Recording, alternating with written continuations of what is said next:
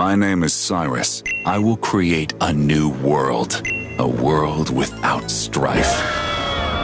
Hi? Emotions. Who doesn't love them? Joy, happiness, laughter, loneliness, depression, anxiety? You know what? I was just thinking we'd be better off without the flawed human spirit with all these stupid emotions. If I could just destroy the universe and start it all over again, I'd get rid of those things. Why do I hear boss music?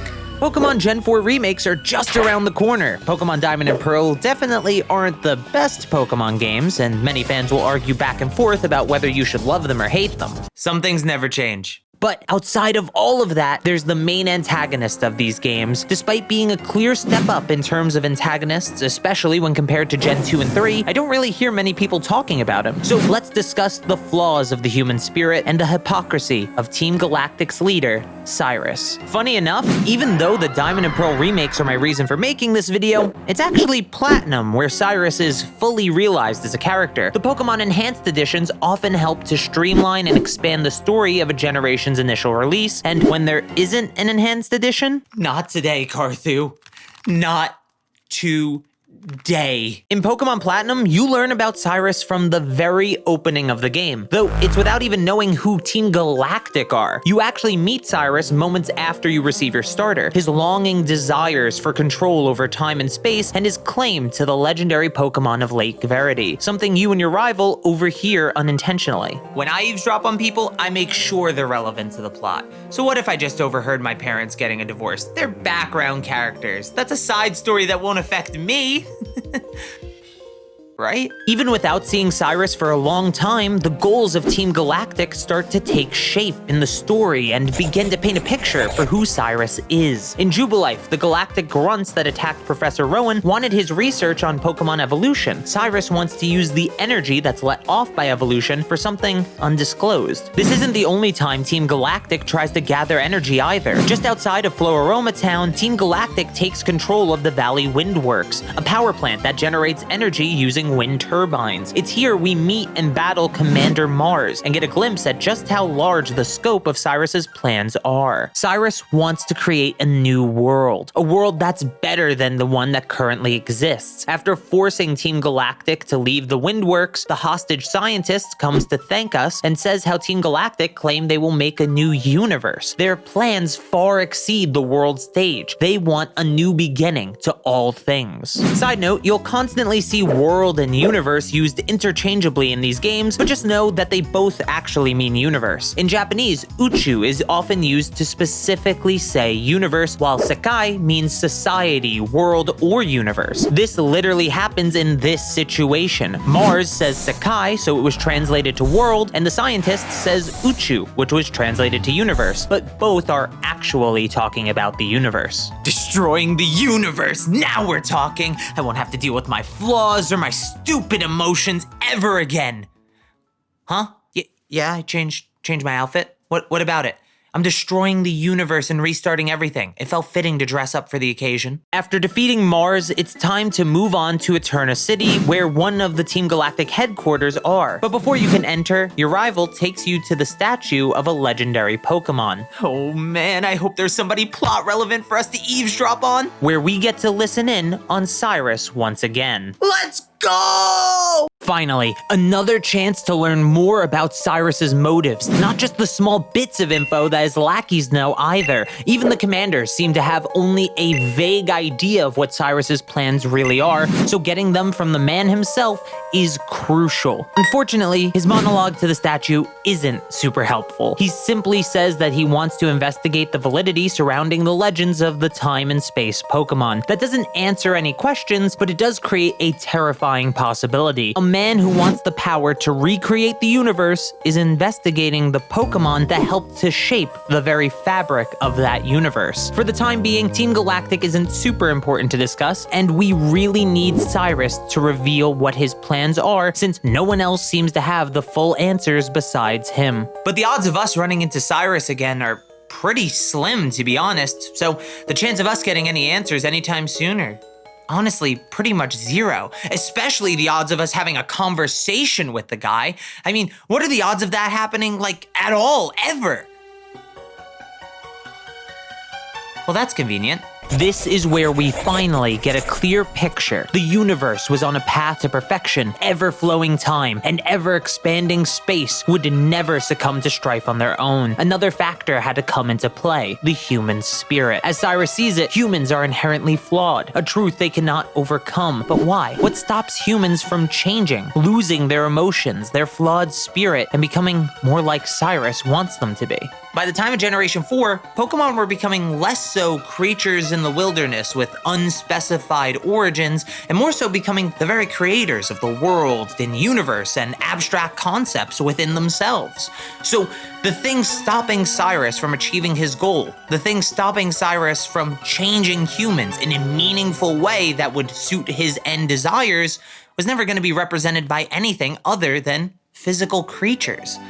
3, to be exact. In the Celestic Town ruins, we encounter Cyrus once again. This time, he's investigating an ancient artwork depicting the lake spirits of the Sinnoh region. Humans' reverence for these creatures as deities only enrages Cyrus. They are the things stopping humans from changing. They stand between him and his new world. As he talks with the Elder of Celestic Town, he quickly learns that she will not answer his questions and that she seeks to protect the world that he hates. When faced with her opposition, a change in Cyrus's attitude occurs. A crack in his emotionless persona. The same human flaws he despises have manifested within him. His anger makes the cave painting that he came to investigate become a physical representation for his broader goals, a depiction of the world's balance as it currently is, something Cyrus has to destroy and replace with his own vision, his own legend. Of course, we're there to stop him with the Pokemon battle. As with all things in this universe, Pokemon battles decide all.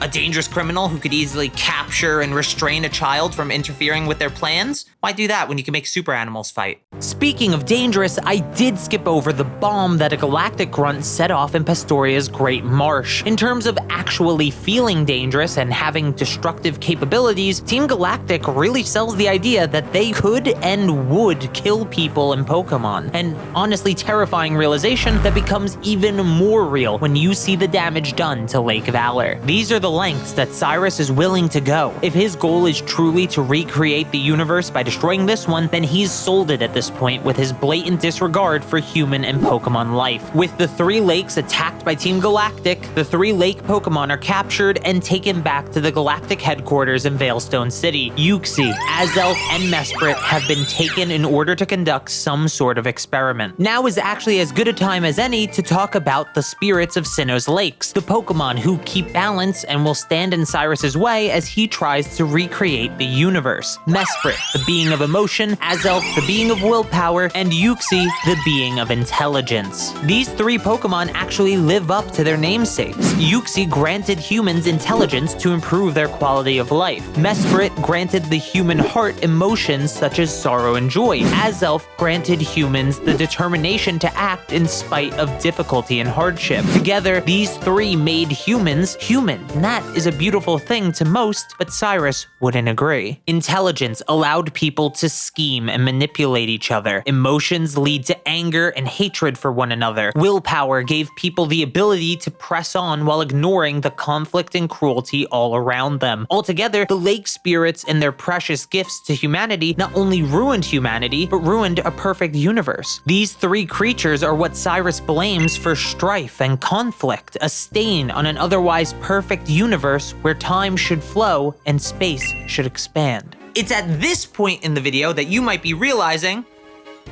hold on one second, that Cyrus isn't wrong, and that's because he isn't. Cyrus's motives are completely understandable, but they by no means justify his goals and broader actions.